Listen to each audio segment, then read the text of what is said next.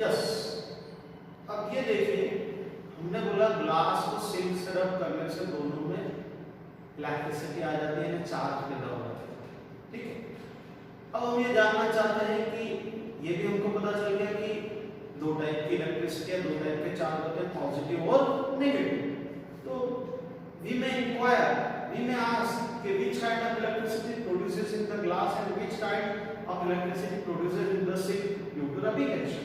So we form a table here to classify this. Here positive charge and negative charge. There are certain materials, say when glass rubbed with silk, तो positive electricity or positive charge produced in the glass rod and negative charge from the silk rod. Similarly, you can say some other materials, woolen cloth, woolen carpet, woolen coat. You can say so many material are woolen. When rubbed with plastic, rubber, etc. So positive charge produces in the woolen, cloth, carpet or coat, and negative charge on the plastic and rubber. Similarly, when plastic comb rubbed with dry hair, तो dry hair में positive आती है, तो plastic कोम में ये कभी-कभी पूछा जाता है, इसलिए याद रखना पड़ता है। अब प्लास्टिक कोम इन्हें जैसे हम कंघा रब करते हैं ड्राई हेयर में, तो बाल वैसे नहीं हो जाते जैसे कि वो कंघे को जब बाल के ऊपर रखते हैं तो बाल ऐसे हो जाते हैं, जैसे पिक्चर पता है करंट लगता है कैसे हो जाता है, बाल खड़े हो जाते हैं उस टाइप। तो वो टाइप की ऐसी बालों में जो रेसिंग हो जाता है, स्टेट अप हो जाता है, वो क्यों हो जाता है?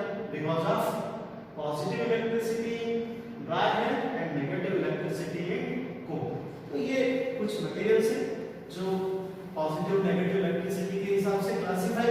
अब इलेक्ट्रिकल प्रॉपर्टी के अकॉर्डिंग मटेरियल को हम दो टाइप से डिफाइन कर सकते हैं, types of material.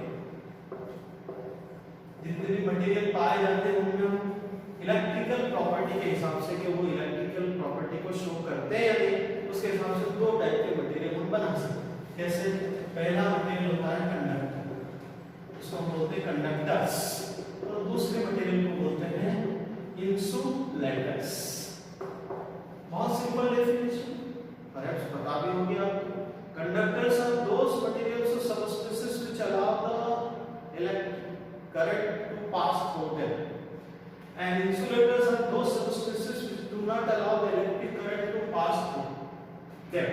That means all metals are good conductor of electricity, and insulator, rubber, plastic, glass, etc. These are insulating material. Rubber, plastic, glass, etc. ये insulating material होते हैं, और जितने भी metals होते हैं, कॉपर, एल्यूमिनियम, आयरन, सिल्वर, ये सब गुड कंडक्टर ऑफ इलेक्ट्रिसिटी होते हैं। तो इलेक्ट्रिसिटी के पॉइंट ऑफ व्यू से मटेरियल को हमने दो टाइप में क्लासिफाई कर दिया। अब ये तो सिंपल चीजें थी, इसमें से कुछ पूछा नहीं जाता है। अब एक काम की बात जो जनरली पूछी जाती है इसके आगे, वो है चार्ज के बारे में डिटेल। क्या? Unit of charge SI unit. The SI unit of charge is coulomb. ये आदमी का नाम है, साइंटिस्ट का नाम है कूलम। इसका सिंबल होता है कैपिटल C, जैसे न्यूटन फोर्स का यूनिट है, उसका सिंबल N होता है, वैसे यहाँ कूलम साइंटिस्ट है, उनका है चार्ज का यूनिट कूलम रखा, उसका सिंबल कैपिटल C। यहाँ पे भी कैपिटल C दिखेगा, हम समझ जाएंगे कूलम। जैसे मैंने लिखा 5 coulomb charge carries by body plus 5 coulomb, that means C मतलब कूलम। ऐसा ही अब CGS यूनिट, CGS सिस्टम में दो यूनिट होते हैं कूलम के। First unit is called ESE, electrostatic unit of charge. It is called stat coulomb. ये देखिए CGS यूनिट में electrostatic unit unit of charge होता है स्टार्ट कूलम और दूसरा होता है EMU electromagnetic unit of charge and this is named as air coulomb. तो ये बेसिक यूनिट हो गए चार्ज के। ऐसा यूनिट कूलम सीजीएस में दो होते ESU और EMU। ESU electrostatic unit start coulomb, EMU electromagnetic unit of charge air coulomb. अब इनमें कन्वर्जन फैक्टर मतलब कितने कूलम के बराबर होता है एक स्टेट कूलम, एक कूलम में कितने स्टेट कूलम होते हैं, कन्वर्ट कैसे करेंगे, जैसे केजी को ग्राम में, ग्राम को केजी में बदलने के लिए कन्वर्जन फैक्टर पता होना चाहिए। यहाँ पर कन्वर्जन फैक्टर है 1 coulomb is equals to 3 into 10 to the power 9 stat coulomb. That is 1 coulomb में 3 into 10 to the power 9 stat coulomb होता है। ये न्यूमेरिकल करते समय में बहुत काम आता है ये फैक्टर, ठीक है। One more relation, 1 air coulomb is equals to 10 coulomb, मतलब air coulomb बड़ा ही है, ठीक। So this is conversion factor। अब चार्ज के बारे में जैसा कि हम घर छोड़ते पूरी डिटेल लेते हैं, यहाँ पर भी हम पूरी डिटेल समझ ली, चार्ज की यूनिट समझ ली। अब चार्ज का डायमेंशनल फार्मूला, यूनिट पता लग गया, कन्वर्जन फैक्टर पता लग गया, सिंबल पता लग गया। नाउ डायमेंशनल फार्मूला, जैसा कि हम 11th से पढ़ते आए, डायमेंशनल फार्मूला कैसे लिखते हैं, एमएलटी के टर्म में लिखते हैं। अब यहाँ पर चार्ज का डायमेंशनल फार्मूला होता है दैट इज कूलम को हम लिखते हैं एम्पियर इनटू टाइम। हमने 11th क्लास में पढ़ा था, 7 फंडामेंटल क्वांटिटीज पढ़ी थी ऐसा यूनिट में, mass, length, time, temperature and so on करके उसमें एक इलेक्ट्रिक करंट, इलेक्ट्रिक करंट का यूनिट होता है एम्पीयर और सिंबल होता है कैपिटल ए। टी हम जानते हैं फैमिलियर है 11th क्लास से, ये सिंबल होता है टाइम का, ये डायमेंशनल फार्मूला टाइम का कैपिटल टी। तो जब भी हमको कूलम लिखा हुआ दिखे उसका डायमेंशनल फार्मूला लिखना हो चार्ज का, तो कूलम के प्लेस पे हम लिखेंगे एम्पीयर इनटू टाइम, ये डायमेंशनल फार्मूला। चार्ज के बारे में अब हम बहुत फैमिलियर हो गए हैं, सारी चीजें हमने जान ली ना। जैसा कि हम जानते हैं कि इलेक्ट्रॉन और प्रोटॉन में चार्ज होता है, तो हम ये डिफाइन करेंगे कि इलेक्ट्रॉन में कितना चार्ज होता है, चार्ज ऑन इलेक्ट्रॉन। एग्जाम में पूछा जाता है भैया, यहाँ से ऑब्जेक्टिव आते हैं एग्जाम में, ध्यान रखिए। तो चार्ज ऑन इलेक्ट्रॉन की वैल्यू आपको याद रखना है, नेगेटिव चार्ज होता है how much 1.6 10 to the power minus 19 coulomb. Similarly, mass of electron, electron के मास को कभी-कभी रेस्ट मास भी कहा जाता है, ऐसा पूछा जाता है एग्जाम में ऑब्जेक्टिव में कि what is the rest mass of electron. तो रेस्ट मास बोले या मास बोले एक ही मतलब है, यदि इलेक्ट्रॉन जब रेस्ट में होता है तो उसका जो मास होता है उसको कहते हैं रेस्ट मास, या जनरली हम रेस्ट मास को एक्सप्रेस करते हैं उसको मास ऑफ इलेक्ट्रॉन लिख सकते हैं। मास ऑफ इलेक्ट्रॉन को हम रिप्रेजेंट करते हैं m e से सब्सक्रिप्ट e और वैल्यू की 9.1 10 to the power minus 31 kg। Similar जैसे इलेक्ट्रॉन के लिए लिखा, सिमिलर थिंग्स हम यहाँ लिखेंगे प्रोटॉन के लिए कि चार्ज ऑन प्रोटॉन, प्रोटॉन पे चार्ज होता है वो पॉजिटिव होता है और मैग्नीट्यूड उतना ही होता है जितना कि इलेक्ट्रॉन के, यानी कि चार्ज प्रोटॉन पे प्लस वैल्यू से 1.6 10 की पावर माइनस 19। मतलब ये याद रखना है, जैसे हमने 11th में कुछ कांस्टेंट्स याद रखे थे, capital G, small G, radius of earth, mass of earth, वैसे ही यहाँ पर ये वैल्यूज ऑब्जेक्टिव में पूछी जाती है, मैंने एग्जाम में याद रखना है आपको। प्रोटॉन का मास, मास of proton is 1.672 10 to the power minus 27 kg, ये भी पूछा जाता है, ये भी याद रखिएगा। मास ऑफ न्यूट्रॉन, अब neutron is a neutral particle which carries no charge, so mass of neutron denoted by n and it is equals to 1.674 10 to the power minus 27 kg। approximately हम यहाँ लिखते हैं कि mass of proton is approximately equals to mass of neutron. दोनों का मास लगभग बराबर माना जाता है, हम दोनों के मास को एक जैसा मान सकते हैं। तो ये था कुछ चार्ज पार्टिकल के बारे में डिटेल, उनका मास, उनका चार्ज कितना होता है, ये डेटा बहुत काम का है, ऑब्जेक्टिव में आता है। फिर बोल दिया, एक बार आपको समझा दिया, इसको याद रखना है। अब चार्ज के बारे में भी हम बहुत फेमिलियर हो गए, पार्टिकल्स पे कितना कितना चार्ज होता है ये भी हमने जान लिया। एक आखिरी पॉइंट इसे बताते हुए कंक्लूड करते हैं।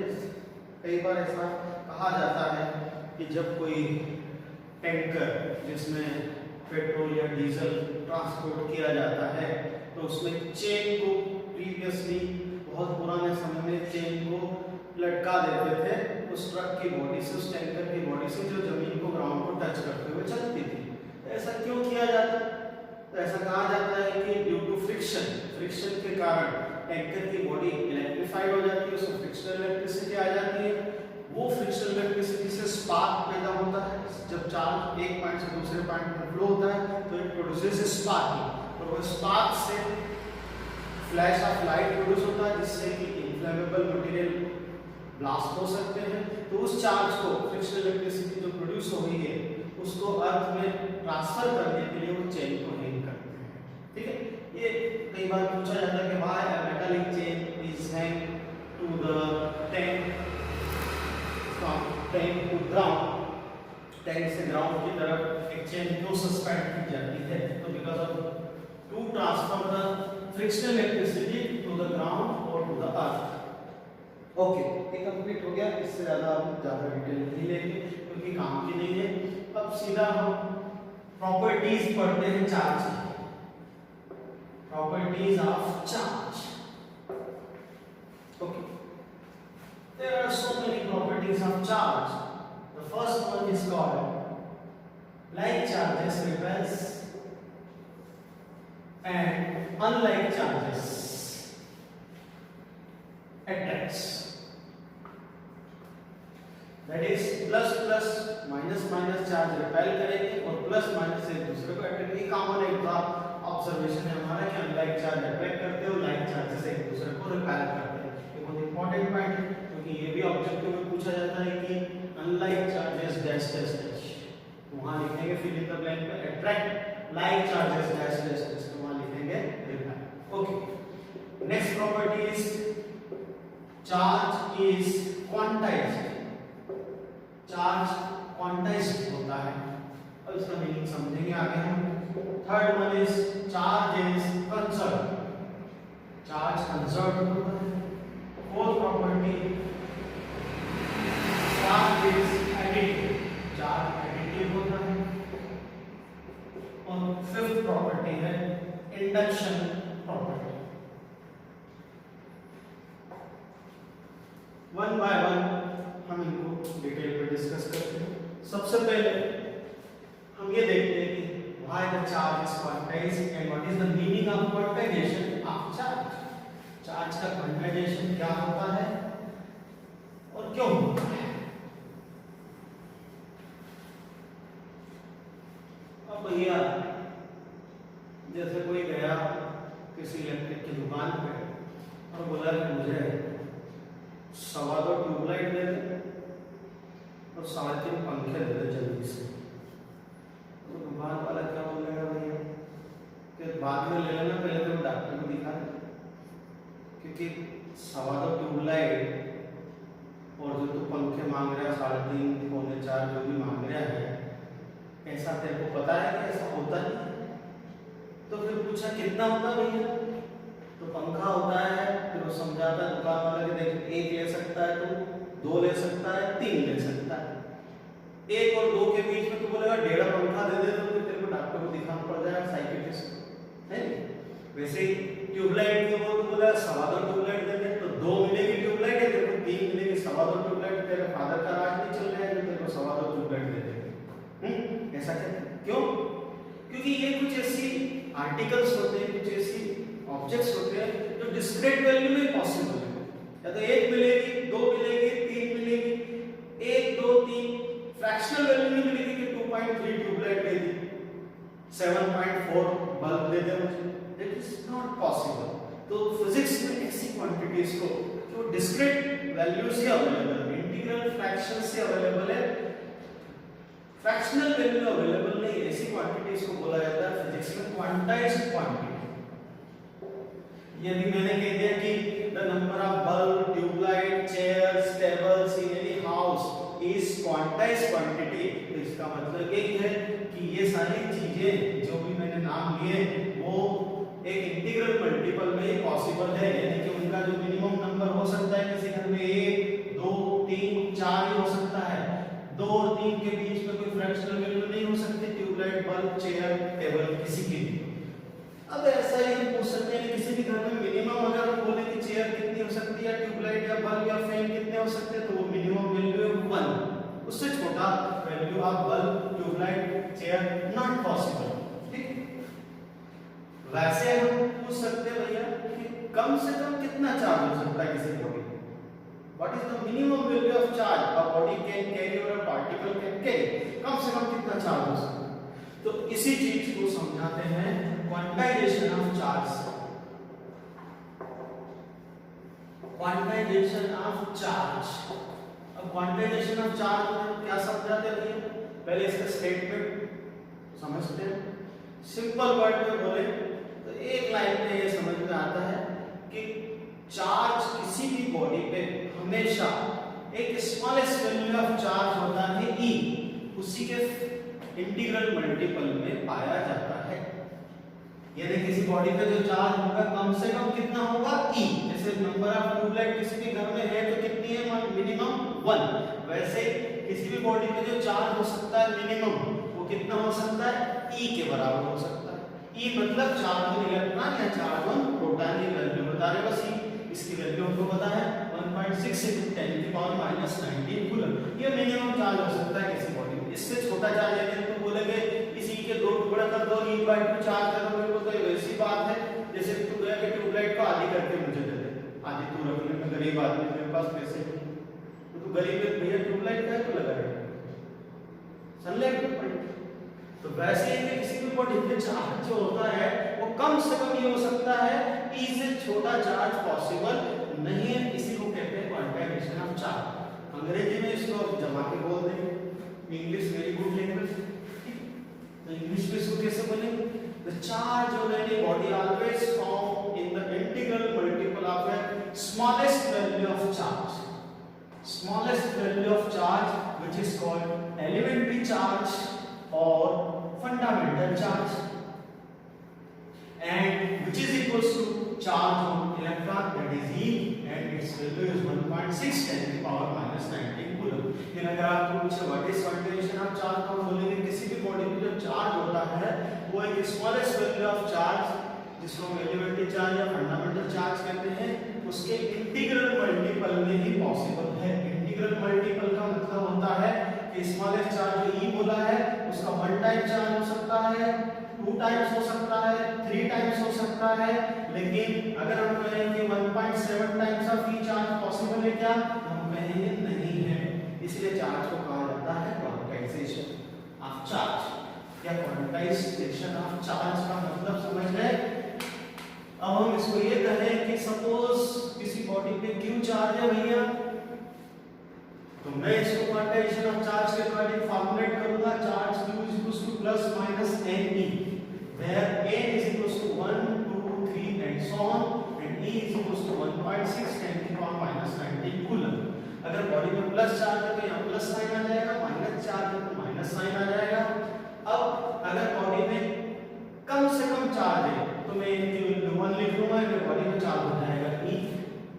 अगर बॉडी में इससे बड़ा चार्ज है तो इससे नेक्स्ट वैल्यू पॉसिबल हो सकती है, जैसे किसी घर में एक से ज्यादा ट्यूबलाइट है तो अगली वैल्यू बताओ, तो हम बोलेंगे 2 हो सकती है। तो मिनिमम चार्ज ये है तो अगला चार्ज हो जाएगा 2, उससे ज्यादा चार्ज है 2 से तो next value 3 and so on. अगर हम कहें कि इसके बीच की यानी 2.7 ई चार्ज पॉसिबल है या 2.4 ई चार्ज पॉसिबल है, तो हम कहेंगे fractional value of charge is not possible.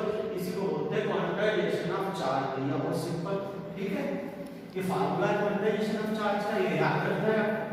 ठीक, अब पूछते हैं ऑब्जेक्टिव। तो the quantization of charge proved by R A Millikan.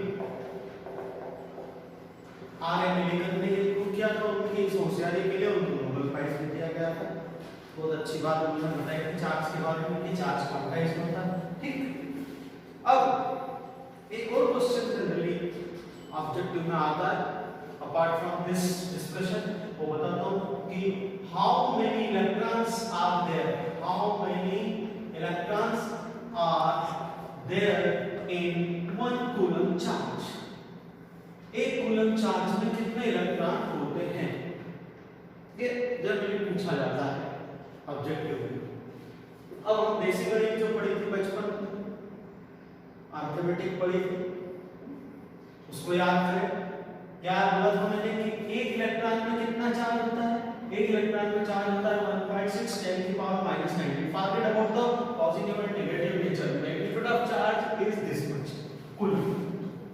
यानी एक इलेक्ट्रॉन का मतलब होता है 1.6 × 10 की पावर -19 कूलम चार्ज।